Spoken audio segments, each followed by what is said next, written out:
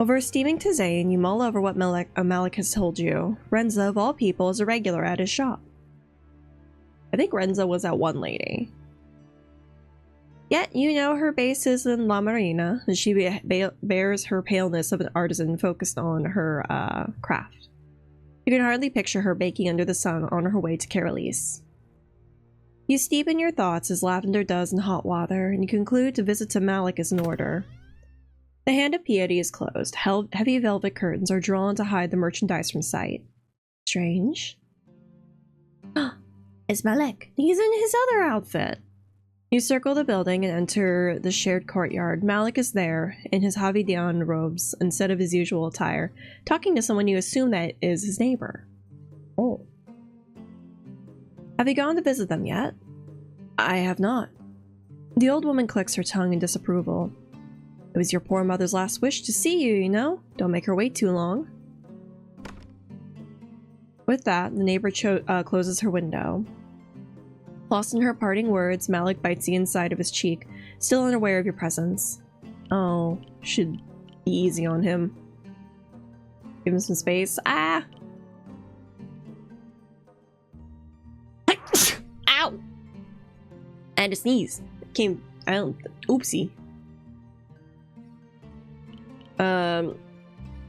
Let's see. Might have been pleasant for him, give him some space. If this is a dark pit of guilt, you don't have to do what she says. It must not have been pleasant for him, give him some space. Malik, I'm gonna call out to him. Malik? Your voice startles him. Josie, how long have you been there? Enough to hear the last bit. If I were a better son, I'd have a reason for not going to the cemetery, but I don't. He doesn't need a reason. You know the complicated feelings he feels around his parents and the legacy they have bestowed upon him. Don't say that, Malik. I've seen how I have seen how potent your grief was. That is what makes you their son, not a visit to their last resting place. He agrees with you with a bittersweet smile. I was hoping to run into you. I'm headed to the Palace of People. That's why you're wearing your robes. You haven't seen him don them since his uniform was completed.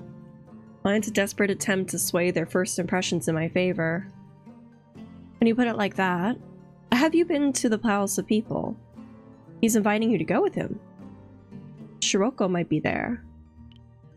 Yeah, take me with you. I believe so. Besides, I'm headed there to ask I'm headed there to ask their help with the scarred ruffians that earned your ire. They might know something. In that case, I'm coming with. It's unusual for Havidian men to wear robes in Carolise, and while some glances linger more than usual, nobody avoids you in Malik or stares at you. What is the Palace of People exactly? It was still being built when I left, so I'm not privy to the details, but I know it serves as an embassy and a school. Okay. It was still being built when I left, so I'm not privy to the details. All I know is that it serves as an embassy and a school. Despite being in the Carolise, it grounds follow Havidian laws. Oh. How come? Banu Havidar is a people before being a land. It's even in the name. That's what the embassy is, why the embassy is called that. You cut through Atri's Rest and continue toward the outer wall of the city. People there will call me Malik. Just like Shiroko does. Should I call you Malik or Malik? Oh. I call you Malik or Malik when we're in there. There's no need to change the way you say my name. I answer to both. The dome of the Palace of the People glitters in the sun, pale like salt. Okay.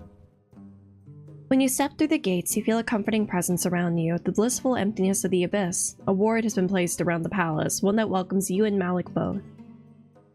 The courtyard that opens before you is a triumph of delicately carved brass, tiles shaped like the tides. I saw titties? I thought titties. Shaped like the tides, and marbles of different hues perfectly cut together. Now that you understand why Malik chose to wear his robe, you feel out of place. The shadow Malik casts on the ground suddenly spasms and splits without him noticing. The wisp that leaves him waves at you before running off. Shiroko! Was that Shiroko? What do you think of the palace? With wonder in his eyes, Malik smiles at his surroundings. Beautiful. I wonder how it is on the inside. There aren't many people outside. Some are lounging in the shade of the archway. Others walk briskly from door to door with rolls of parchment stacked in their arms. A chorus of bell-like voices, children you'd say, reaches you from one of the windows. They're learning how to count. A strong wind suddenly picks up, dry and warm against your cheeks. Damn, it's windy. It's fucking windy! Chimes sing the arrival of a storm, and all around you, people lying down stand to their feet.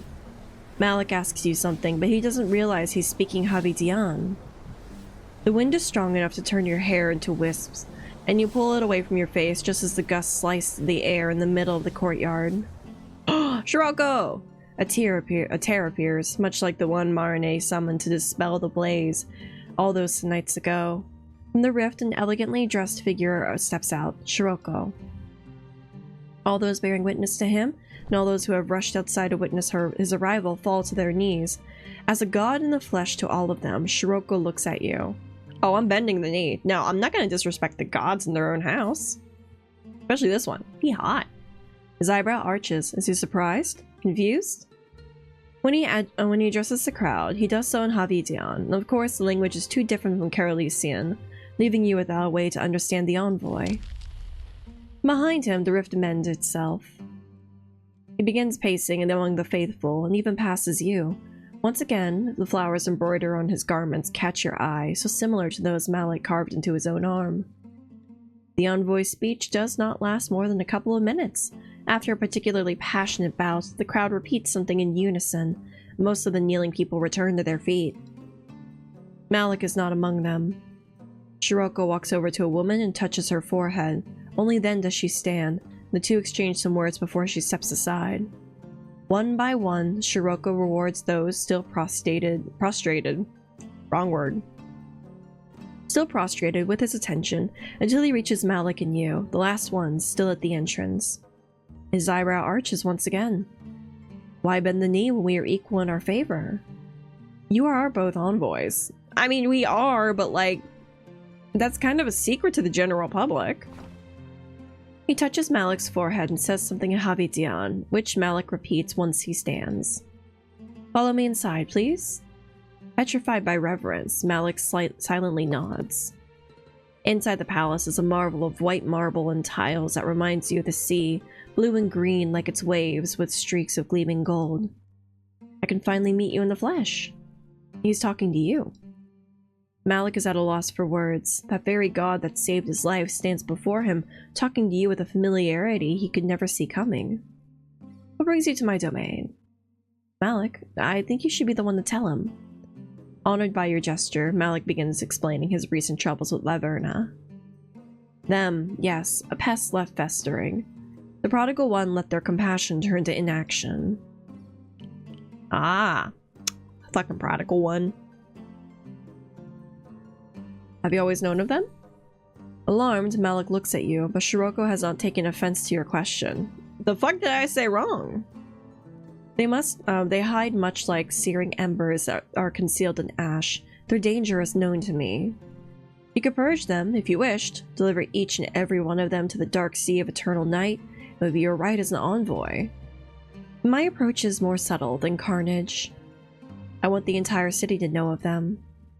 Shiroko looks at you blankly. Why, pray tell? I promised the Admiral and the Minstrel to stay in the shadows. Until the darkest hour, when you will take a seat on the throne of the charred corpses. Bleh. Until the darkest hour, when you will take a seat on the throne of the charred corpses left in your wake. When you meet Malik's eyes, you recognize what's behind them. Fear. For the first time, he fears you. Oh, god damn it. Maybe I shouldn't have come.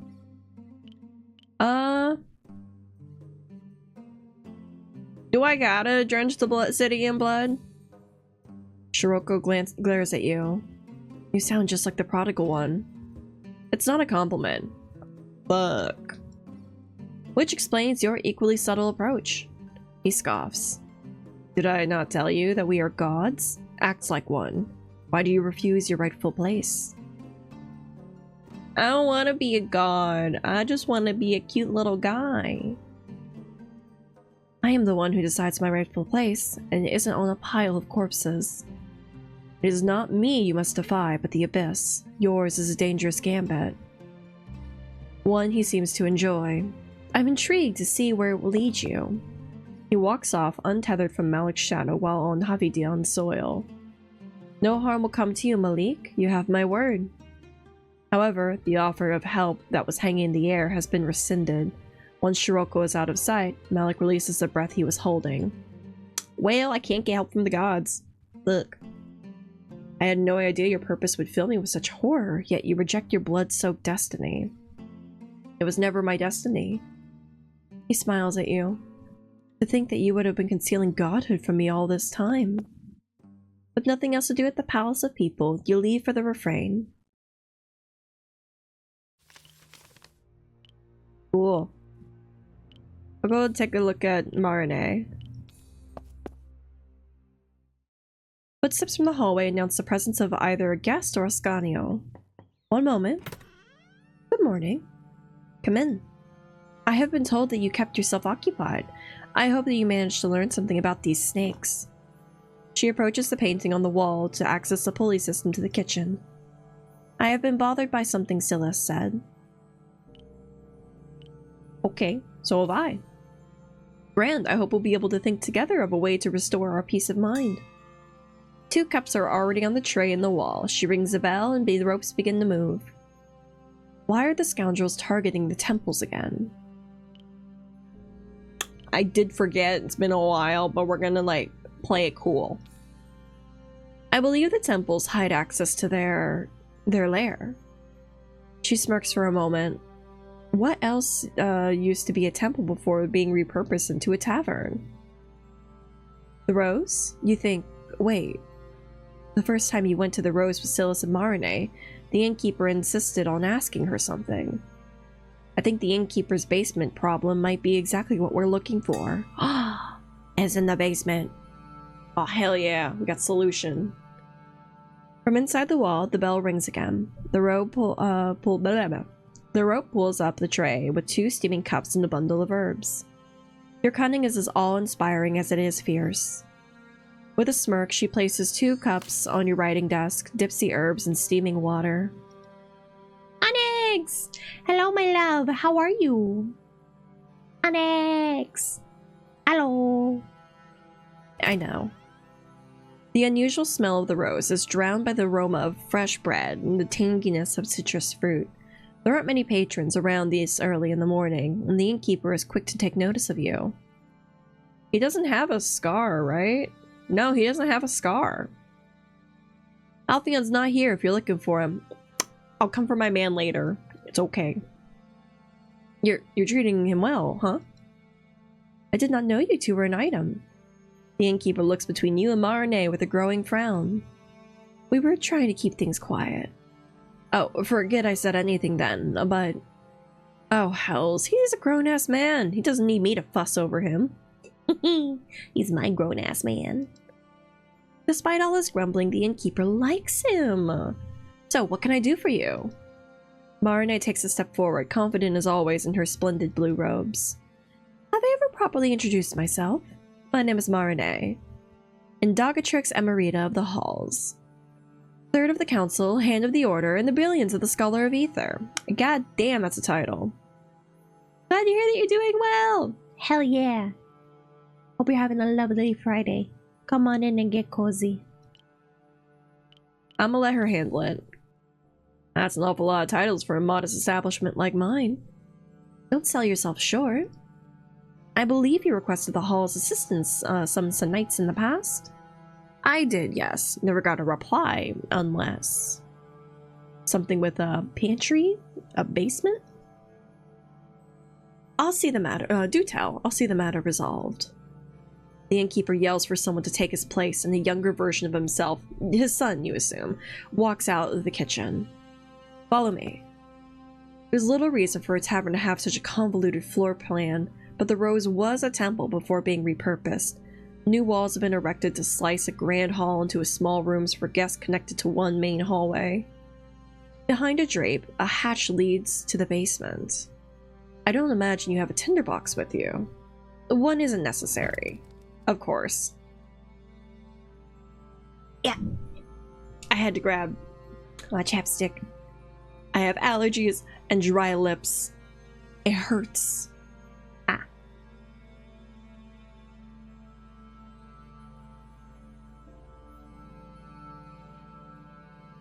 Perfect.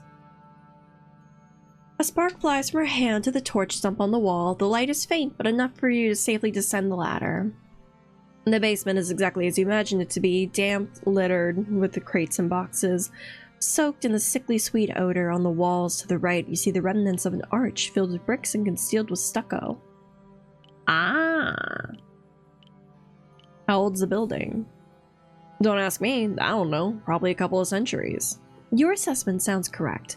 The architecture looks dated. Sir, thank you for your cooperation. Are you going to do something about it? Magic is not something to be shown so freely. Leave me and my companion here for a moment, and I shall see what can be done. With a roll of his eyes, he does as Marine suggested. I get the feeling he's not used to being bossed around. All those titles impressed even him. You point at the walled-up arch. And if that doesn't look like an entrance, I don't know what does. If only there was a way to reach the other side. You squint to look better. The darkness around you parts to show a loose brick in the smallest of gaps. Allow me. You step into the shadows, commanding them to welcome you, and your body loses its shape to become darkness. Weightless, you spill through the tiny hole. Ooh, hello, hole! A tunnel carved through rock welcomes you to the other side. The remnants of handiwork up a pile of musty bricks and tools, coated in rock-solid stucco, lie on the ground, covered in webs. I'll keep in the shadows. Your shadowy form doesn't have eyes or ears, but the darkness grants you vision and carries distant sounds to you. The sloshing and bell-like dripping of water, distorted by distance. It's hard to follow the sounds, but you try. The caves are a maze that twists and turns and loops. Empty torch holders are secured here and there, but there's a surprising amount of drawings on the wall, mostly obscene in nature. You are as fast as your mind allows you in this form, and keeping track of the carvings in the wall prevents you from getting lost. Eventually, the ceiling lowers until it becomes a crawl space. At the end, you see 3 lights slice the shadows, and the exit is barred. And the walkway beyond the cordons and the canal's mouth. The walkway beyond cordons, the canal's mouth, where fresh water meets seawater. With an alternative route secured, you jolt back to the basement. The drawings guide you to the pile of bricks, the walled-off arch. The tunnel continues, unexplored, on the other side. You spill through the hole and emerge on the other side. And back. Your body feels alien for a moment. Your joints are slowed and all 5 senses overwhelming. The sizzle of the torch is deafening, and the sickly sweet smell of rodent urine makes you gag. Oh god, not rodent piss. Marine offers you her arm and you take it, resting your weight on her until the nausea passes. Should I close the gap in the wall? Please do. I have found an alternative entrance. A gravelly sound accompanied by the elegant movement of her arm. Like butter, the stucco roughly applied to the wall evens to fill any gaps. Tense like a bowstring, Marine awaits in the silence for a couple of seconds. The warden should have come by now. She breathes a sigh of relief. Without an audience, such a puny display of magic is not worthy of punishment. Am I not an audience? Exceptions should be made for a guest of the hall such as yourself. You climb back upstairs. The innkeeper is pacing back and forth and approaches you briskly. You will have to place Sax's salt to remove the moisture from the air, but yes, the problem should be solved. I just realized we never talked about payment. How terrible. She takes your arm and pulls you away. The innkeeper is too dumbfounded to reply, but he does follow you. Just so you know, I can't... Look, this is a modest business. I can't pay like nobles do. Can I just have food? I'll take free food. I'm aware. Allow us to access the mezzanine, and I will waive the payments. Of course, miss, as you wish. Excellent. Hey, mezzanine! Incredulous, he watches you climb the stairs to the mezzanine. My man is not there. I don't see him. I know they said he wasn't there, but how dare he not be there? Wave. He waves back slowly before returning to behind the counter. Tell me, what have you learned? Your recollection is met with earnest interest and questions. Carving that maze under the nose of the entire city must have been no small feat. Could the ruffians have used magic to part the stone? I would have to see with my own eyes to be certain. She's not denying the possibility. Now that you know how to access the labyrinth, what will you do? I wish to know if it connects to what's underneath the heart. The tunnels you explored look abandoned after all. Could they have been cut off from the rest?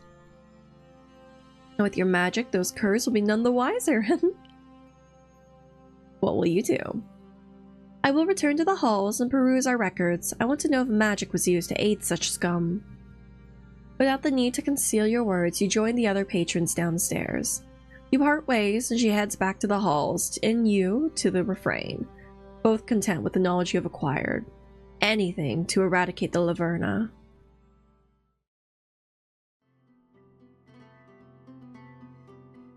You're already outside the refrain before the bell marks the 8th hour.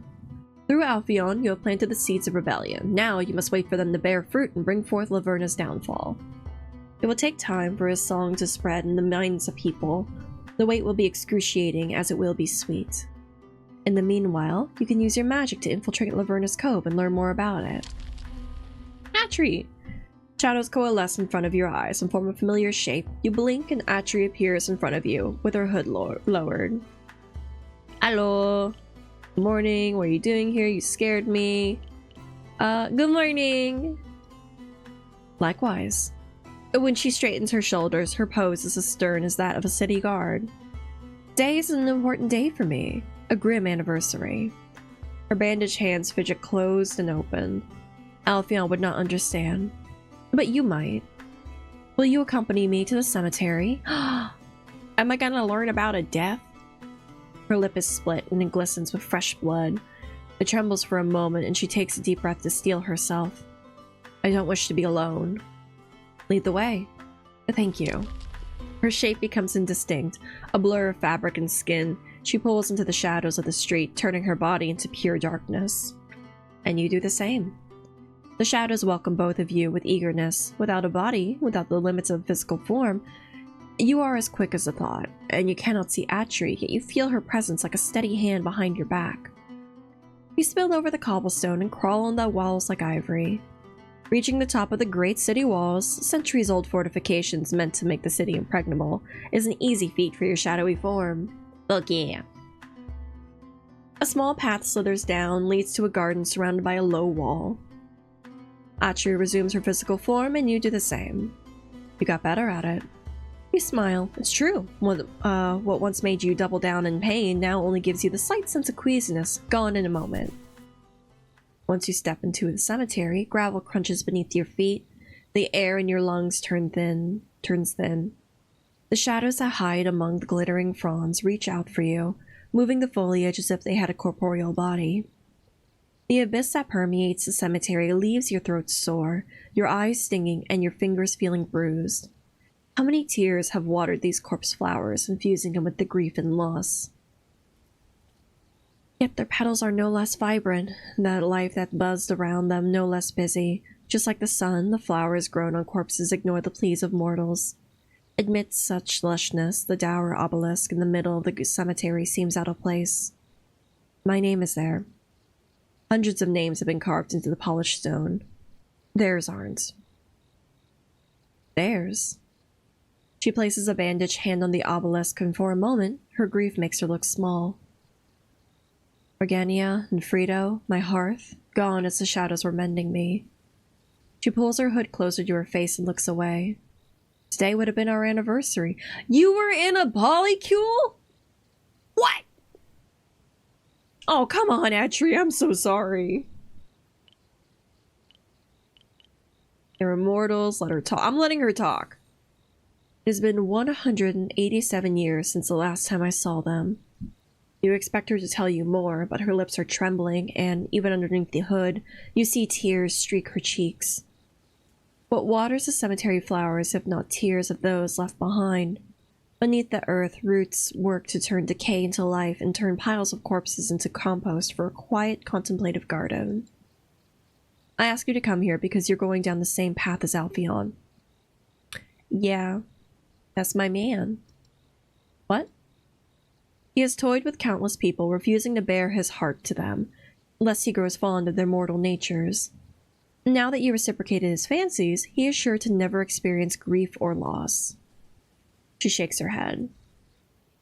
Sissy, without any love for the mortals he is meant to guide, how do you expect him to do his duty? I'll let him fuck a mortal. It's fine. I'll watch. Let him be, Atri, I beg of you. Unless the Abyss forces a hand, he won't. You think I should do something about it? Let him be. Let him live his life. Even if I give up, the Abyss won't, and it has its ways. Atri falls silent. The obelisk seems to record the deaths of members of the nobility and some exceptional merchants. Your name is also carved on the stone, right below that of old patron Lord La Grande. How are the common people remembered? There are no headstones for them, not even sticks to mark individual graves. Most aren't. Help me find a sharp rock. Are you going to deface the obelisk? That's an even better idea than mine. The gravel crunches under your steps as you begin your search. During your appearance, honor your hearth. Have you ever thought about forming a new hearth? You want a new hearth? Never, no. I gave my heart to them, and while death relieved them of our bond, it did not weaken mine. Atri crouches among the fragrant bushes to show you a sharp rock. Come. Instead of approaching the obelisk, she heads for the walls that surround the cemetery. Despite looking surprisingly well maintained, with little ivy in sight, coming closer shows shallow markings in the stucco. Single letters, small drawings, hearts, small memorials for the folks too poor to get immortalized in the obelisk. The mages should keep this clean, but some have enough of a heart to let the poor fold pretend they matter. Atri looks at the rock in her hand. Can you write? She offers it to you. It's sharp enough to easily scratch stucco in the wall. Organia. You say her name as you write it with a flair. Frito. And Atri. You add her name underneath theirs. Once you are done, you turn towards Atri, who is looking away. I have taken enough of your time. Thank you for coming with me. In the blink of an eye, she is gone, back to the shadows where she has no tears to shed. Don't tell Alpheon. With no ties to the cemetery and nobody to cry for, you decide to return to the refrain. Okay.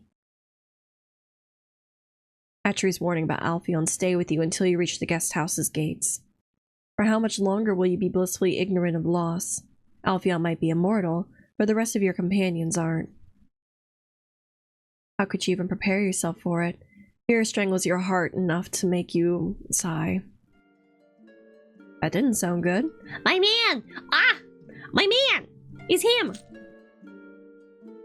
You turn to see Alpheon offer you a shining smile. He's a sight for sore eyes and a balm for your soul. He flips a copper coin in the air. Penny for your thoughts? Yeah. Cemetery. His smile drops as he listens to you recounting your morning. Leave it to Atri to paint me in a terrible light while I'm not there to defend myself. Not even the forced cheer in his voice can conceal his hurt. Also, I knew she has a hearth, but she never elaborated with me. You know how Atri is. She wanted to spare you the heartache. He hums, unsure. Enough about that geriatric hag, I didn't come here to make you brood. I'm here to take a break from all that do not fear the Laverna singing I've been doing for the last few days. Have you ever been to the stables outside the city gates? Once, to get stuffing for a mattress. Why? It's a long story. Do you want to hear the long or the short version? I like the sound of your voice. Hell yeah. As do I. Don't mind if I do then. God, he's confident. I love this dumb man. Hey, machine! Hello! How are you? Oh my god. I gotta drink water. I wasn't smart today. I survived on half an iced coffee, a whole cucumber, and then I had dinner and barely any water. But now I have water. How are you this evening? I'm doing well. I've been chilling, been diving. How are you? How are things? He leans against the wall and invites you to do the same. It isn't unfair for him to call you so close and still not touch you. Have you not earned by now his arm wrapping around you? God damn it, man! Touch me! You ate the cucumber, though. I did. I ate the whole cucumber. I sliced it up. Never stick a cucumber inside unless you cut it up. Absolutely. It's very tempting, but I am quite pent up, and so are you. And I don't think that could end with anything less than a public scandal. Fuck me in the grounds! Come on, man! Smooch my face. His whisper is a low rumble that strikes the right chord in you. Pent up? Pent up? You? What can I say? It's just not the same when I'm taking care of it myself. God damn. With enough teasing, then you might make him crack.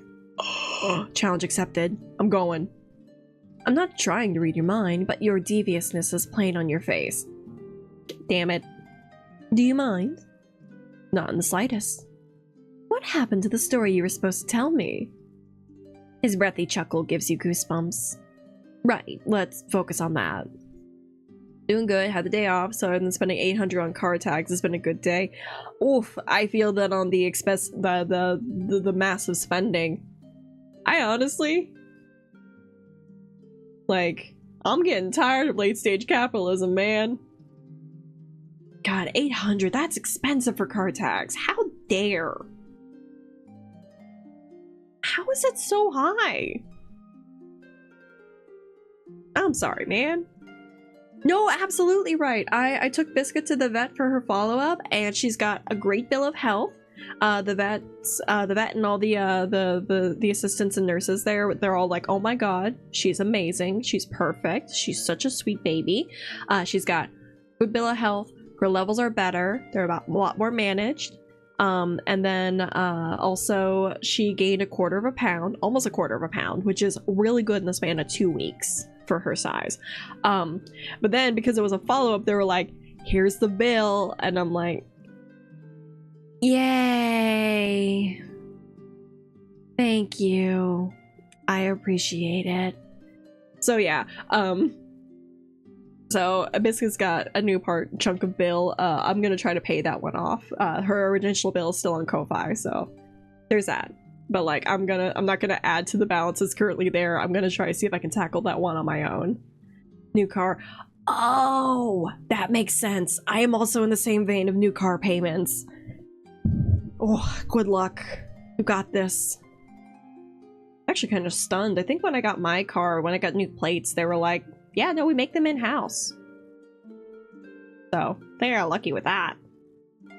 Even Biscuit, yeah, she's doing great. Now she gets 3 times the wet food instead of 2 times the wet food, because the doctor's like, yeah, let's fatten her up more. Give her more food. And then she gets iron supplements and then some kind of like inflammatory thingy that's supposed to help her with like her white blood cell count. So yeah, that's my baby girl. She's doing great.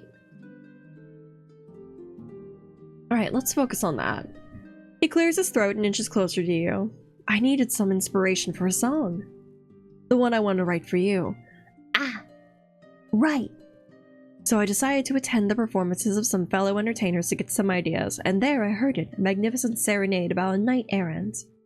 So good, I'm happy to hear Biscuit's doing good. Thank you! I am too. I was really concerned and I was worried, but I'm glad to know that she's doing better. It's a slow process, but like, you know, like, when it comes time, like the whole concept of pets where people are like, oh, well, they can't be there for your whole life, but you're there for theirs. And so I'm like, you know what? Like, I don't care if she's like considered a senior cat. She's like 9 to 10-ish. I'm just gonna give her the best life that I can give her. And if that involves me having to medicate her and like, you know, take care of her, then I will. Because that's what she deserves. She's my baby. So, yeah. I'm glad to know that she's doing better. Baby steps. For my baby. Absolutely. Yeah. Pets are important. Pets are family. That's my daughter. I gave birth to her. Pushed her out my coochie myself.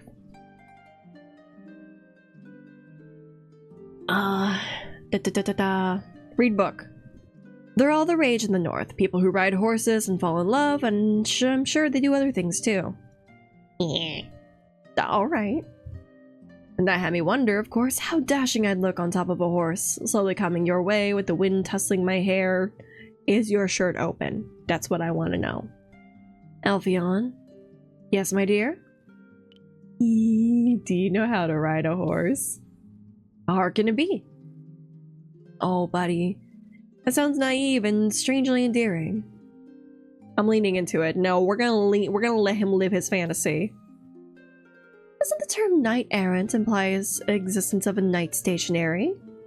Alpheon's mouth forms a perfect O. Once their quest in pursuit of love is complete, they must settle down, yes. I wonder what happens to their horses. Hi, Lay.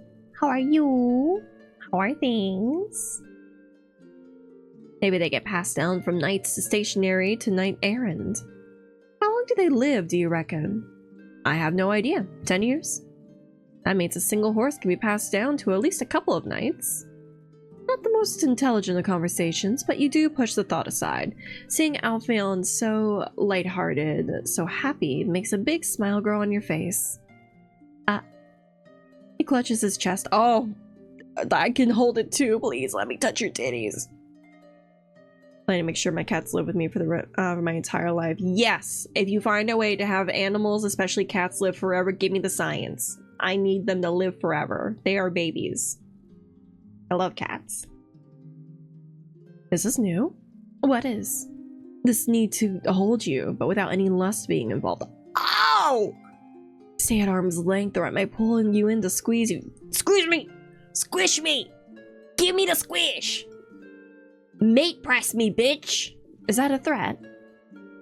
The kind you like, apparently. I do! Squeeze me! He does reach out for you, but his hand touches your cheek briefly. A simple gesture that makes your heart ache. You motherfucker.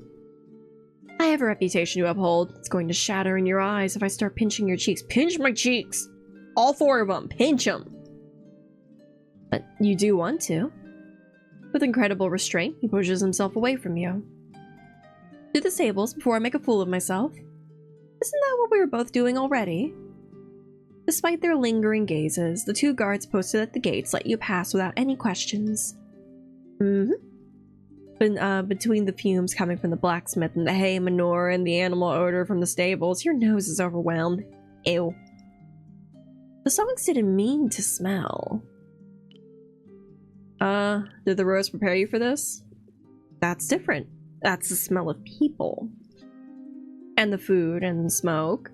Exactly, not manure. Let me be brave for the both of us.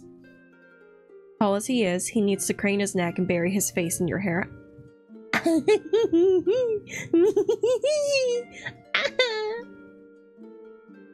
His nose tickles your skin. He breathes in your scent deeply and then parts from you with a smirk. That helped.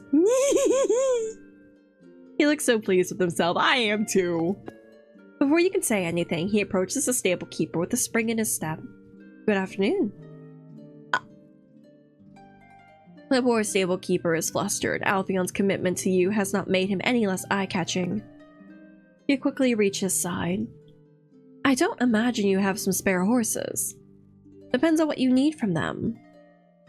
Colossal bioscience, the scientists who have claimed to have brought back the dire wolf. If they can genetic that, they can genetic human lifespan cats. Yes! Excellent. I am in dire need of a cat that can live forever. Also dogs. Dogs are terribly short-lived.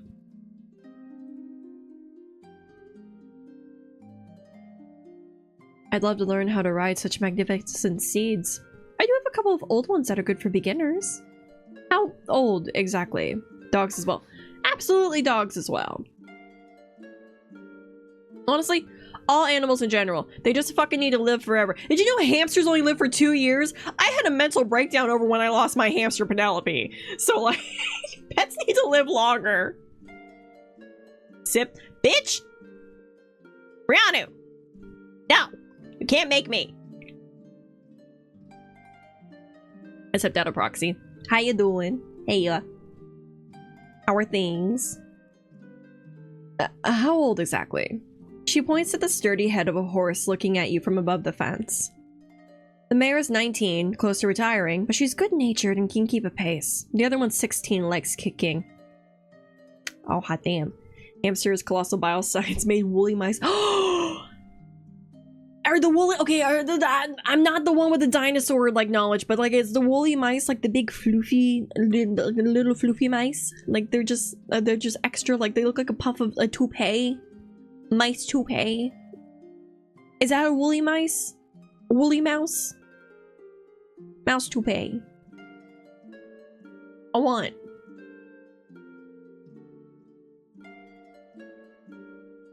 After a pensive moment, Alpheon begins negotiating with the stable keeper. I want the woolly mouse.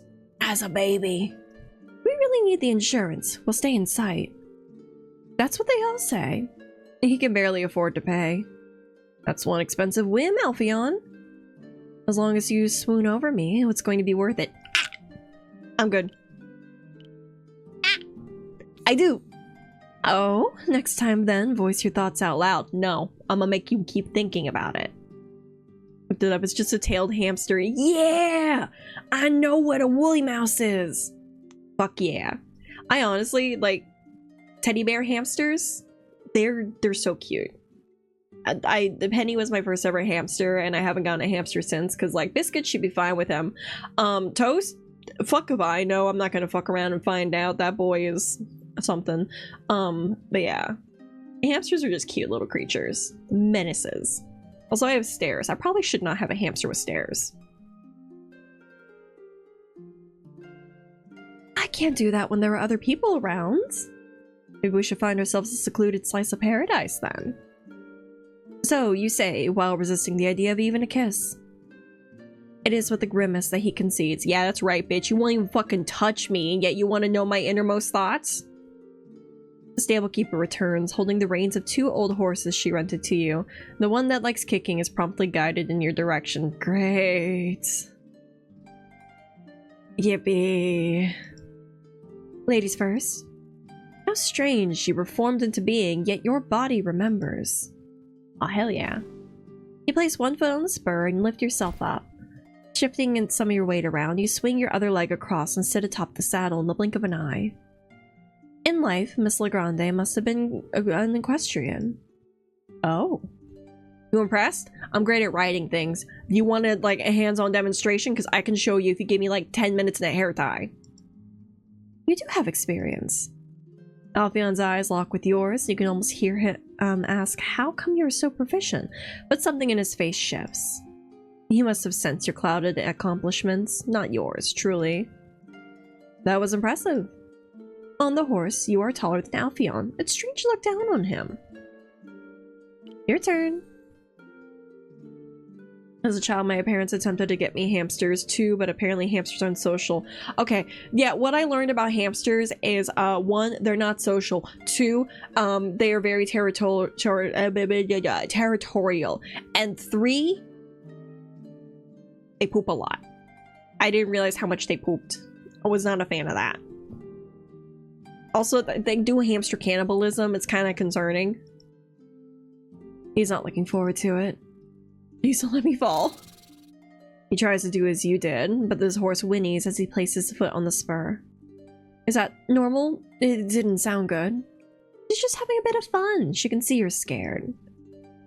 Me? Scared? Please. I perform daily in front of hundreds of people. This is nothing in comparison. Alright, old girl. Be nice to me with you, will ya? The horse huffs. I don't think she will. It's giving me war flashbacks of fucking cinnamon. What does that mean? I don't speak horse. Put a hand on the saddle and make sure the spur isn't holding your full weight. Well, that's easier said than done, but thank you. I wish I had known that earlier. This time, he holds the saddle with more conviction. You and me, girl, trotting into the horizon. Can you picture it? You can't even hop on. I wouldn't even think of trotting. Damn, girl, we paid you money and you're just dragging our ass. Alpheon rolls his eyes. It seems he met his biggest enemy, a creature immune to his power and words. He's still trying to talk to the horse as if it were immortal. I promise you I'm not that heavy, so stand really still. The horse huffs again. What happened to making me swoon? I'm working on it. He takes a moment and places a hand on the saddle again. A moment passes and your own horse huffs. Stop distracting me. It's really not that hard. Oh my god, has defeated the hooves of a horse? Oh my god. With a frown, he pushes himself up from the spur and swings his leg over. It's not as effortless as you did it, but he seems as surprised about it as you are. Ah, how's the view? He does cut a striking figure. Dashing or delicious, they are both the same in their own way. I'm gonna give him delicious because I want to run my tongue across the middle of his cleavage and he won't let me! Ah! I'd say the same about you. Ah! Alright, if you need anything, you know where to find me. The stable keeper returns to her post, leaving you two alone. By the way, how do we make the horses move? You click their sides with your feet. And you go, yeah! And then you flick the reins. You close your eyes and let your muscles remember. Pull the reins very gently to guide them and squeeze your legs once to make them walk. Yeah, I know how to make horses move! Fucking cinnamon! So the company had brought back the dire wolf, designer gray wolves. Really, they're puppies. A baby. I love that. That sounds adorable. Give me 10 of them. He was right about the trotting. It's probably too advanced. You know I like a challenge. Besides, what's the worst that could happen? The horse could throw you? Well, the horse could get injured or injure someone. That would be pretty bad, yes. Show me how to do it. You walk around the outskirts of Carolis, and your conversation is accompanied by the sound of hooves clopping on the cobblestone. Clapping, clopping, either way. I was hoping to leave you starstruck, but it was you who impressed me. Hee. You did impress me. Don't sell yourself short. You're quick to learn. Good. You did impress me. I like seeing you pathetic. But you did impress me. Negatively. No, you succeeded on your own. What, third try at something completely new? That's commendable. Sure, commendable, but not impressive. You, on the other hand, were quite graceful. Your little horseback adventure is a short-lived one. Alpheon could only afford 1 hour of the horse's time. What do I need to do to get off without being kicked? The miss has the kicking one, not you. With his pockets empty and his legs beginning to sore, Alpheon seemed to consider this experiment a success. You know, I might give it another try. Imagine singing of a knight errant on the north atop my own valiant steed. That would set me aside from the other minstrels. Oh, both of these are really good. When his thighs grow even more muscular, he should get rid of his jacket next time. Take it off. Take it off. Show me your titties. Its 2 green trails ruin the view from behind. No, I was thinking about his front side, but yeah, we can see his ass. You seem to like the idea too. I was thinking of the implications. Isn't it natural given the soreness? He bites his lip. Too forward? Perfectly appropriate given your penchant for torture. Torture of the sweetest kind. He accompanies you back to the refrain, and you can see self-restraint and desire fighting behind his eyes, but once it's his turn to leave, or requests you to stay. Alpheon? Allow me this, at least. He takes your hand in his and looks at it for a moment that seems to last forever. His kiss is reverent, slow, and he looks at you from below through his eyelashes. I'm getting flustered. I'll spend all night long thinking about you. Oh, how long? How hard? That's what I want to know. It's only when he leaves and you step into the guest house that you realize you could have stopped him. Yet the thought didn't cross your mind. Ugh, Alpheon. He's not even consciously doing it. He must be so afraid you would invite him to your room that he made sure it wouldn't happen. Won't he really embrace you unless you're sure you will give yourself to the abyss? Do I gotta give myself to the abyss? Won't he really embrace you unless he is sure you will give yourself to the abyss? Is he really that terrified you will choose mortality instead? I'm gonna choose the abyss! I want Alpheon! I want to do this to impress him! I'm gonna do it. Come on, man.